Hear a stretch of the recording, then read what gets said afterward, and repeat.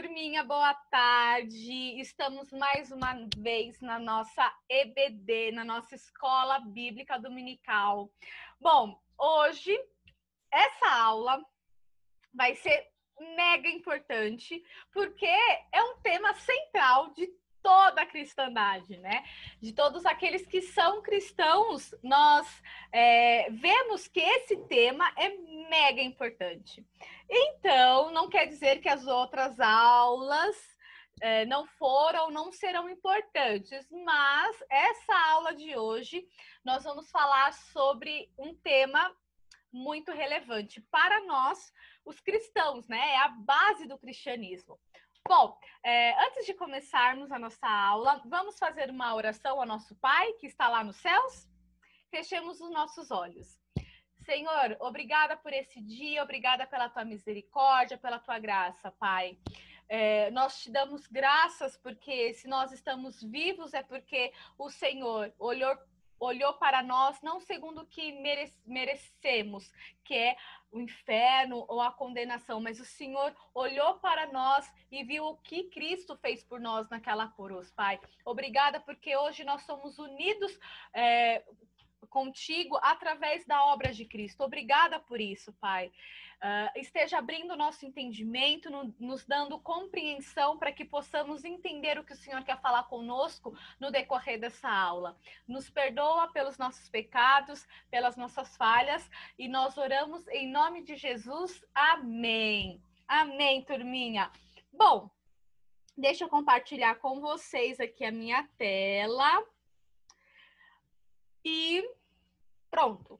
Bom, o título da aula de hoje é A Igreja é Unida pela Esperança. O nosso texto base está lá em 1 Tessalonicenses 5, do versículo 1 ao versículo 11, tá? O nosso tema continua sendo a Igreja Unida e o nosso subtema é Firme Fundamento, certo? Bom, então, antes de falarmos sobre especificamente sobre o que a gente pode entender do texto, o que a gente pode aplicar nas nossas vidas, nós vamos ler esse texto, certo? Então, abram lá na primeira carta aos Tessalonicenses, capítulo 5, do versículo 1 ao versículo 11. Vamos ler? A vinda do Senhor é certa e repentina. Irmãos, relativamente aos tempos e às épocas, não há necessidade de que eu vos escreva, pois vós mesmos estáis inteirados com precisão de que o dia do Senhor vem como um ladrão de noite. Quando andarem dizendo paz e segurança, eis que lhes sobrevirá repentinamente destruição, como vêm as dores de parto a que está para dar à luz, e de nenhum modo escaparão. Mas vós, irmãos, não estáis em trevas, para que esse dia, como ladrão, vos apanhe de surpresa. Porquanto vós todos sois filhos da luz e filhos do dia. Nós não somos da noite nem das trevas. Assim, pois, não durmamos como os demais. Pelo contrário, vigiemos e sejamos sóbrios. Ora, os que dormem, dormem de noite. E os que se embriagam, é de noite que se embriagam. Nós, porém, que somos do dia, sejamos sóbrios, revestindo-nos da couraça da fé e do amor, e tomando como capacete a esperança da salvação. Porque Deus não nos destinou para a ira, mas para alcançar a salvação mediante nosso Senhor Jesus Cristo, que morreu por nós, para que quer vigiemos, quer durmamos, quer vivamos em união com Ele. Consolai-vos, pois, uns aos outros e edificai-vos reciprocamente, como também estáis fazendo. Olha só que texto maravilhoso, que texto rico. Bom, mas para a gente começar, né? Para começarmos, vamos fazer uma introdução. Deixa eu beber um pouquinho de água aqui. Bom, essa introdução é o seguinte. Imagine que um ladrão vai roubar a tua casa, mas antes ele manda uma mensagem no WhatsApp dizendo que ele vai roubá-la, né? Que ele vai assaltar a tua casa. Que você vai pensar? Eu acho que você vai achar mega estranho isso, não é? Porque o ladrão, ele não vai avisar quando ele vai te assaltar, né? Ele não vai fazer isso, né? E se ele fizer isso, a gente vai achar mega estranho, não é? Bom, mas fiquem com essa história, com essa introdução aí, né? Na mente de vocês, porque mais pra frente eu vou retornar e vou falar um pouquinho sobre isso, tá? Deixa eu passar aqui. Bom, a história bíblica. Vocês estão vendo essa imagem do Fernando Gomes, de 1590. Esse pintor, ele era português e ele pintou essa obra na época do maneirismo. Foi um estilo que veio antes do barroco, né? Logo, desculpa, logo em seguida ao renascimento, né? A gente fala que é o renascimento cultural e tal, certo? Bom, eu coloquei essa obra aí porque ela tem tudo a ver com o nosso texto, ela tem tudo a ver com a nossa análise que vamos fazer agora dessa história. Bom, Jesus, ele prometeu que voltará, certo? E que vamos reinar com ele na Nova Jerusalém. Essa afirmação tem base não somente nesse texto que lemos, mas também em João 14:13. Olha só, gente, Paulo, ele repete aquilo que Jesus havia falado antes dele subir aos céus, certo? Então, essa obra aí que está do ladinho, ela mostra como possivelmente foi a subida de Cristo, né, a ascensão de Cristo aos céus. Lembrando que Jesus, ele pediu para que todos os seus discípulos estivessem na região de Galileia, né, naquele monte localizado lá, para que ele pudesse dar as últimas coordenadas, os últimos avisos para como a igreja deveria seguir, certo? Sem ele aqui na Terra. E aí nós vemos nessa obra, possivelmente os discípulos que ali estavam, nós vemos também os anjos, né? Nas nuvens, e vemos Jesus, olha, subindo aos céus, olha só, ele tá só com um pezinho. Então, gente, antes dele subir, nós vemos que ele deu a ordem da grande comissão, certo? E olha só, ele disse, né? Um anjo, a gente vai ver um pouquinho mais à frente, mas em Atos 11, do 11 ao 13, a gente vê a fala, né? Nós nos atentamos à fala do anjo, dizendo aquele povo, a esse povo aí que vocês veem de forma, né? Até imaginativa, para que eles não ficassem tristes, porque da mesma forma que Jesus estava subindo, ele ia voltar, ele ia retornar, certo?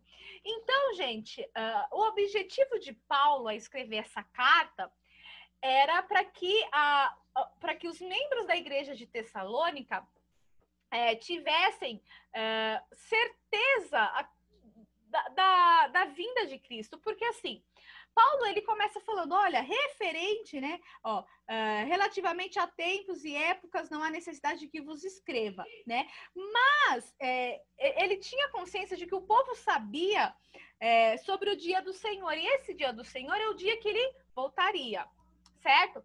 Mas o que acontece aqui? O pessoal dessa igreja estava com um grave problema, porque eles estavam duvidando se Cristo ia voltar. Então, Paulo, ele reforça aquilo que Cristo já havia prometido.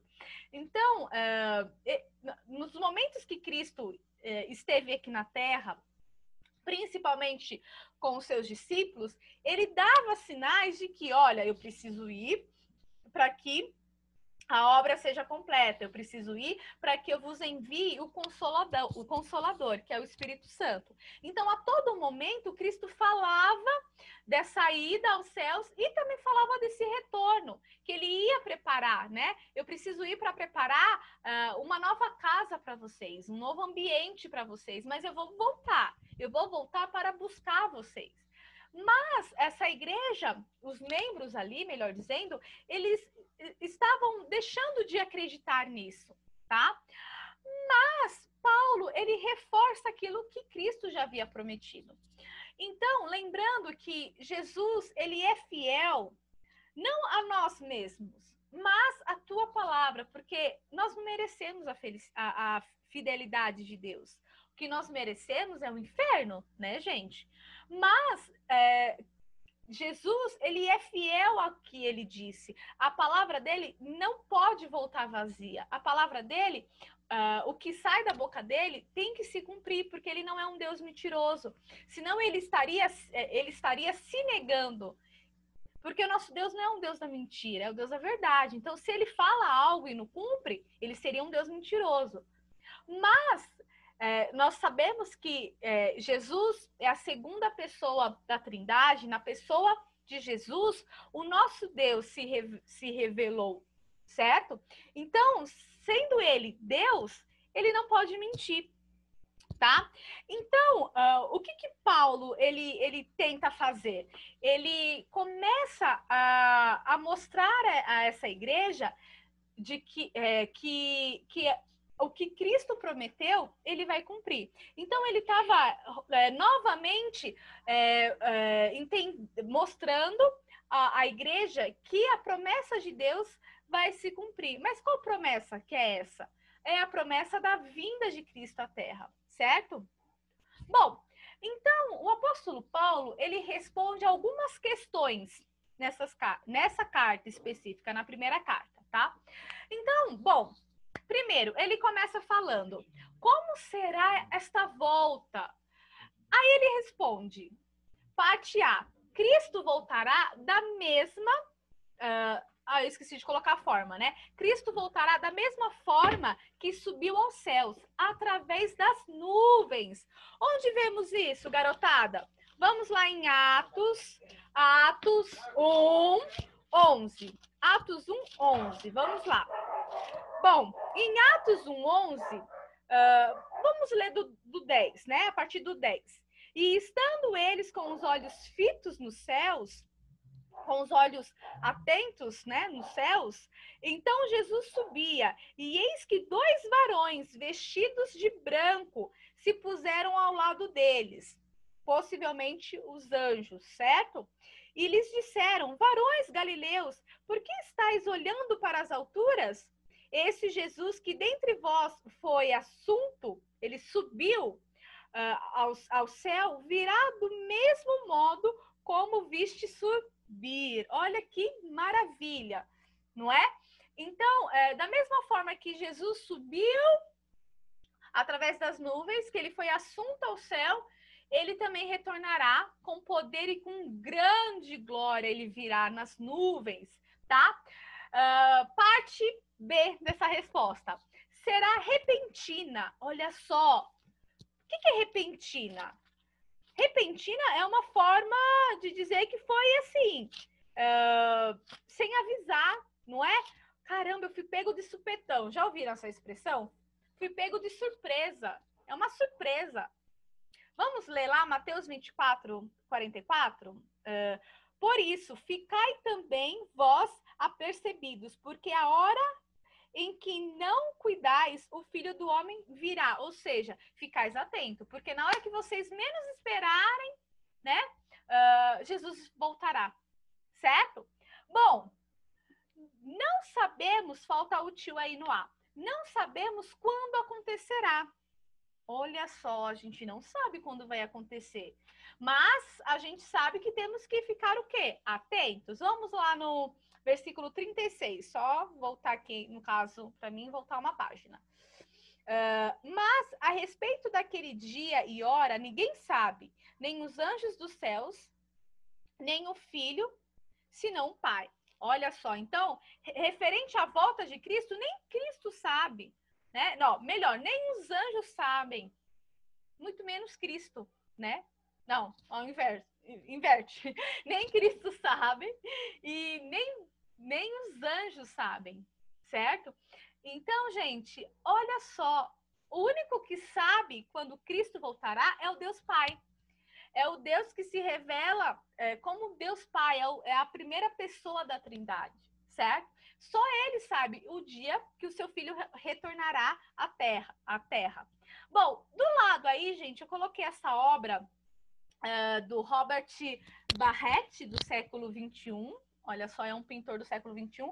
E ele fez essa obra, né? Ele pintou esse quadro pensando no apóstolo Paulo. Então, o título da obra é O Apóstolo Paulo Escrevendo. Olha que bonito, né? Imaginem só. Será que o apóstolo Paulo, ele escrevia suas cartas assim, né?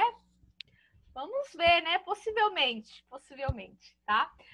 Segunda pergunta, segundo questionamento aí. O que acontecerá na volta de Cristo?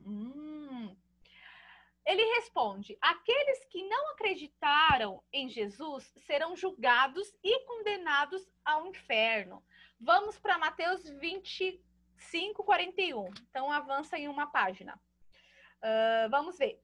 Então, o rei dirá também aos que estiverem à sua esquerda: apartai-vos de mim, malditos, para o fogo eterno, preparado para o diabo e seus anjos. Olha só. Então, aqueles que não acreditaram em Cristo, na obra de Cristo, naquilo que Cristo fez por nós, eles serão condenados e eles terão que cumprir a pena no inferno, certo? Bom, e para aqueles que creram no Senhor Jesus? Vamos ler? 2 Coríntios, vamos avançar agora, 2 Coríntios 5. Eu já dei um spoiler, né? Para onde vão aqueles que creram em Cristo. 5:8. Entretanto, estamos em plena confiança, preferindo deixar o corpo e habitar com Cristo. Olha só, aqueles que creram em Cristo herdarão o reino dos céus. Por quê? Porque eles habitarão com Cristo. Eles viverão com Cristo por toda a eternidade. Enquanto aqueles que não creram, eles ficarão distantes de Cristo, distantes de Deus por toda a eternidade. Terceira questão aí. Como os cristãos devem proceder, como nós, melhor dizendo, como nós devemos nos comportar até a volta de Cristo? Bom, segundo a leitura de 1 Tessalonicenses, vamos voltar lá para a carta 5. Gente, eu coloquei 60 aí, mas não é, tá? Erro de digitação. 1000 perdões. É 5:6, tá? Vamos ler?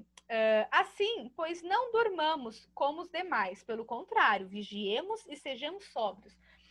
O que o que Paulo estava querendo dizer aqui, gente? Para nós ficarmos atentos, nós temos que ficar preparados, certo? Por quê? Porque Cristo virá. Ele virá. E nós vamos retomar essa questão lá que foi apresentada no comecinho do ladrão e tal. Mas nós sabemos que ele virá porque ele deixou um recado, certo? Pensa assim, olha, Cristo deixou uma mensagem de WhatsApp para todas as igrejas espalhadas da face da terra. Vamos pensar assim, de todas as épocas, tá?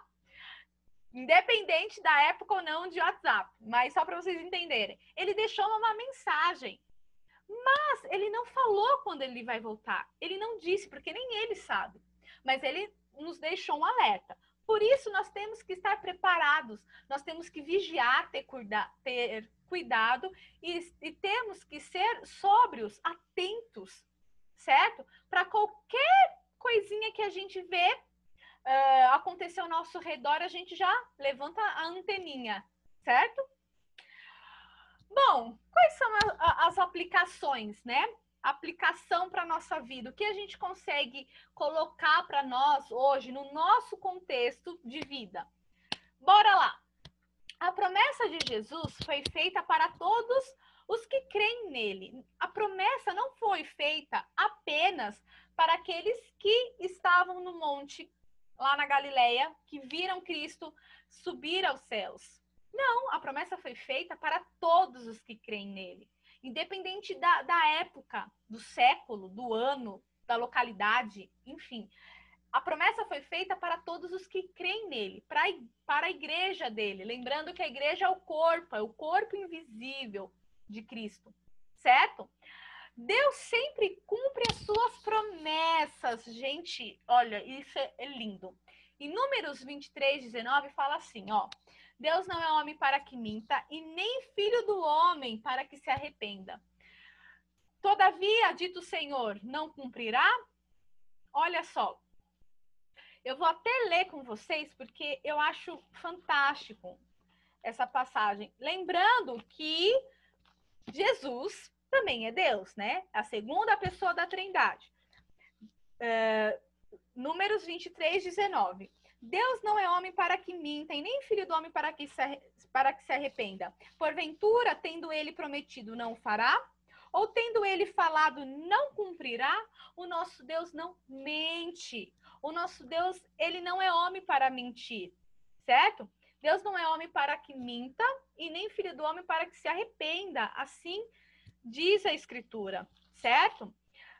Vamos em Mateus 24:35. Mateus 24:35. Achei. Passará o céu e a terra, porém as minhas palavras não passarão. Quem estava falando isso? O próprio Cristo. Olha só, então, falando ele não cumprirá?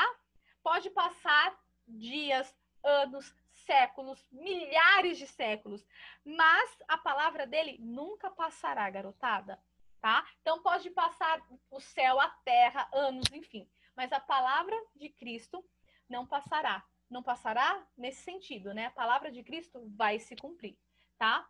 Temos que ter esperança. E essa esperança, como a gente estudamos em Romanos 5, essa esperança, ela não se confunde. Desculpa que tá, né, faltando espaço ali entre a vírgula e o E. E depois o confunde, tem uma vírgula ali, eu esqueci de colocar. Então, a esperança, ela não se confunde. Por quê? Pois Cristo garantiu que a sua vinda acontecerá. Olha só, vamos lá em Romanos 5. Vamos lá. Hoje é o dia da gente passear pela Bíblia. Romanos 5. Ora, a esperança não confunde, porque o amor de Deus é derramado em nosso coração pelo Espírito Santo que nos foi ortogado, que nos foi dado. Essa esperança, gente, é a esperança que não se confunde. Por quê? Ela não é uma esperança mentirosa. Porque Cristo garantiu que a sua vinda acontecerá, que ele retornará. Bom, Jesus virá, mas não avisou quando. Certo? Ele não avisou quando. Por isso, temos que viver de forma atenta. Voltemos lá para Mateus 24. Mateus 24, 44. Por isso, ficai também vós apercebidos, porque a hora em que não cuidais, o Filho do Homem virá. Gente, olha que maravilhoso isso. Por quê? Porque a gente acha que aquela história do ladrão, a gente acha não, né? Nós temos quase 99% de certeza de que essa história é absurda. Porém, ela não é tão absurda assim. Ela pode ser absurda na perspectiva nossa do ladrão. Por exemplo, um ladrão não vai fazer isso. Jamais, como dizem os franceses, jamais. Ele não vai falar dessa forma, o ladrão, certo? Porque ele quer pegar a gente ali de forma repentina, de supetão, certo? Ele não vai ficar dando um recadinho. Mas o que Cristo fez foi basicamente isso. Cristo avisou que virá. Ele nos deixou uma mensagem. Ele, né, avisou a nós que virá, mas ele não falou quando ele virá. Por isso que nós temos que ficar atentos. Nós temos que prestar atenção, certo? Em todas as coisas, para que, gente, nós tenhamos essa plena confiança e essa plena certeza de que aquilo que ele prometeu, que foi um novo céu, uma nova terra, ele prometeu a volta dele, isso acontecerá. Certo, turminha? Bom, versículo para vocês decorarem essa semana. Vivei acima de tudo por modo digno do Evangelho de Cristo. Filipenses 1, 29, parte A. Então, decorem esse versículo.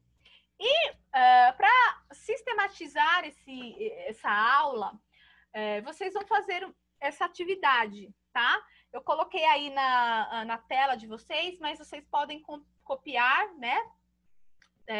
Deem um pause aí no vídeo e vocês possam fazer essa lição através da cópia, tá bom? Então, leia Gênesis 6 e 7 e ao longo da semana responda as perguntas no Google Forms, tá? Tem um S ali, mas desconsiderem. No Google Forms, comparando os ensinos de hoje com a narrativa do Antigo Testamento. Então, a gente vai comparar o que Paulo disse à igreja de Tessalônica com aquilo que está lá em Gênesis 6 e 7, tá? O dilúvio é a volta de Cristo? O dilúvio e a volta de Cristo foram anunciados? Sim ou não? Foi avisado o dia e a hora dos dois eventos? Sim ou não? Todos se salvaram no dilúvio? Sim ou não? Todos irão ser salvos quando Jesus voltar? Sim ou não? São os que acreditaram e obedeceram que são salvos, faltam o aí, nos dois eventos? Sim ou não? Bom, respondam com sim ou não, tá bom?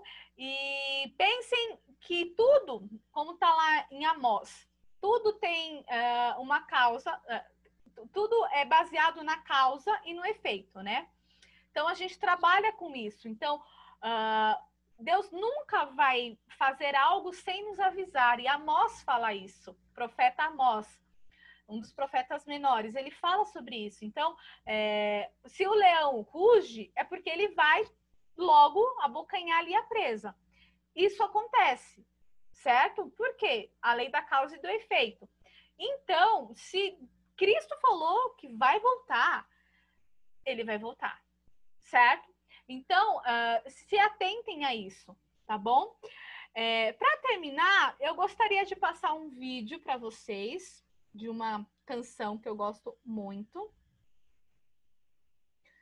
Eu não vou conseguir passar lá toda porque acho que já está dando o nosso horário. Mas depois vocês deem uma olhadinha no YouTube para ouvir a música inteira, tá? Você pode gerenciar o trabalho da sua equipe facilmente com a Monday. Passar aqui esse vídeo. Então vamos lá. Prestem atenção nessa letra, tá, gente?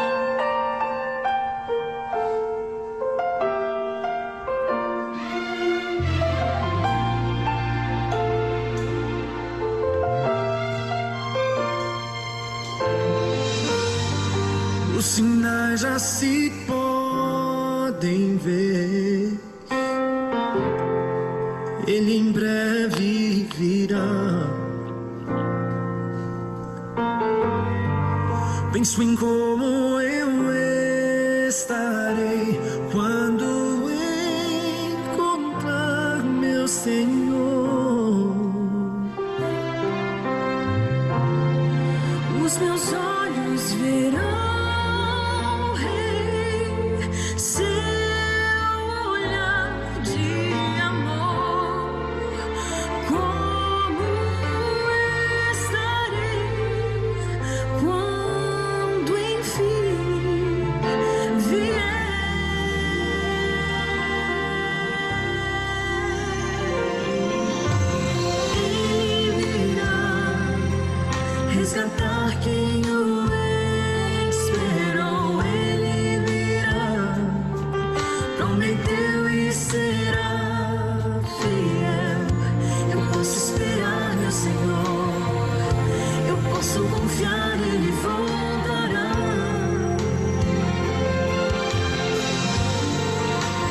vezes você ouviu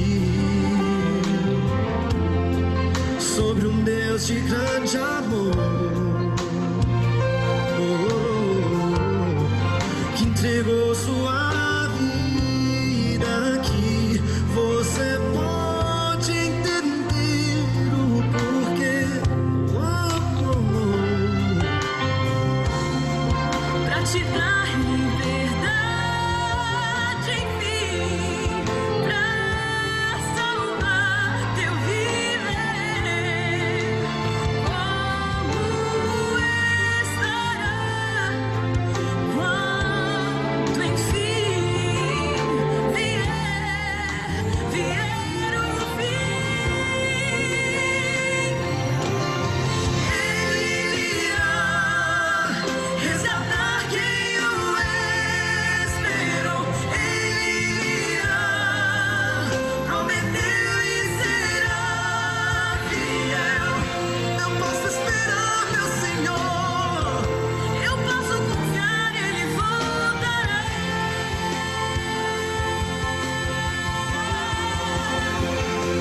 Sobre as nuvens eu já posso ver.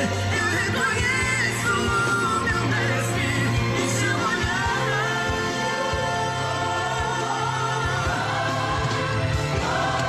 Todo meu medo já passou. Quanta saudade eu senti. Agora sei que estou liberto. Estou liberto. Sei que virá.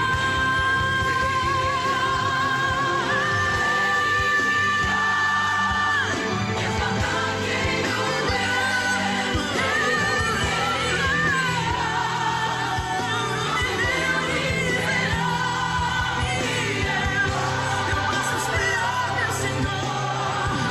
Eu posso confiar, Ele voltará.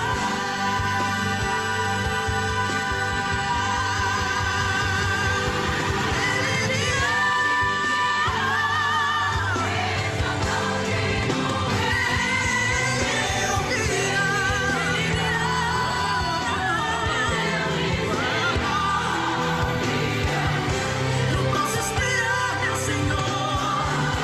Eu posso confiar.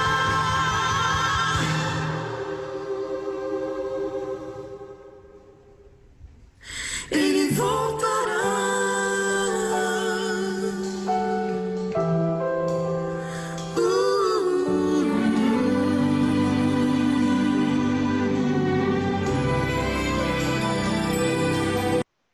Muito bem, turma. Eu falei que não ia passar a música inteira, mas não tem como não passá-la, né? Enfim, é muito bonita essa música. Mas essa canção, ela fala aquilo que nós discutimos hoje em aula, né? Ele virá, né? E ela também nos faz pensar como que a gente vai estar, né? Como nós estaremos vivendo a nossa vida, não é? Tem uma parte da canção que fala assim, né? Como você estará quando chegar o fim, certo? Porque como um ladrão, aí essa analogia do ladrão vai ser agora diferente. Como um ladrão que não fala quando vai chegar, quando ele vai assaltar a casa, assim vai ser a vinda de Cristo, certo? Ele vai pegar a gente de supetão, mas ele avisou que voltará, certo? Mas ele vai pegar a gente de forma repentina. E como que nós vamos nos apresentar diante do nosso Deus, certo? Pensem nisso, tá bom, turma? Vamos terminar com uma oração? Pai, nós te louvamos porque o Senhor mandou o seu único filho para morrer em nosso lugar. Nós te agradecemos porque a tua graça sobre as nossas vidas, ela é tão grande que nós não merecíamos o que Cristo fez por nós. Obrigada porque nós temos a certeza que da mesma forma como Cristo subiu aos céus, como ele foi assunto aos céus, ele voltará com poder e com grande glória, ele voltará. E ele voltará para buscar a igreja, ele voltará para buscar o povo dele. Obrigada, porque nós temos essa certeza de que um novo céu, uma nova terra nos aguarda. E nós viveremos contigo, Pai, na Nova Jerusalém, a Jerusalém celestial. Nos ajude a ter essa certeza de que o Senhor voltará de que Cristo voltará, de que habitaremos com Ele, com vocês, né, com a Trindade no céu, onde não teremos mais dor, não teremos problemas, não teremos aflições, porque estaremos com o Autor e Consumador da nossa fé. Obrigada por isso, Senhor. Nos ajude a falar do Teu amor, nos ajude a mostrar que o Senhor voltará, para que aquelas pessoas que estão afastadas de Ti possam ter a salvação, possam ter os pecados perdoados, possam ter os pecados perdoados, meu Pai. Então, nos ajude a levar essa palavra e que possamos a cada dia mais esperar com fé, com esperança, porque nós sabemos que a nossa fé, ela não é à toa, porque a Tua promessa, ela há de se cumprir. Passarão céus e terras, mas céu e terra, mas a palavra do Senhor se cumprirá. Obrigada por isso. É que oramos em nome de Jesus. Amém. Amém, turminha. Por hoje é só e a gente se vê na próxima semana, se Deus assim permitir. Beijos.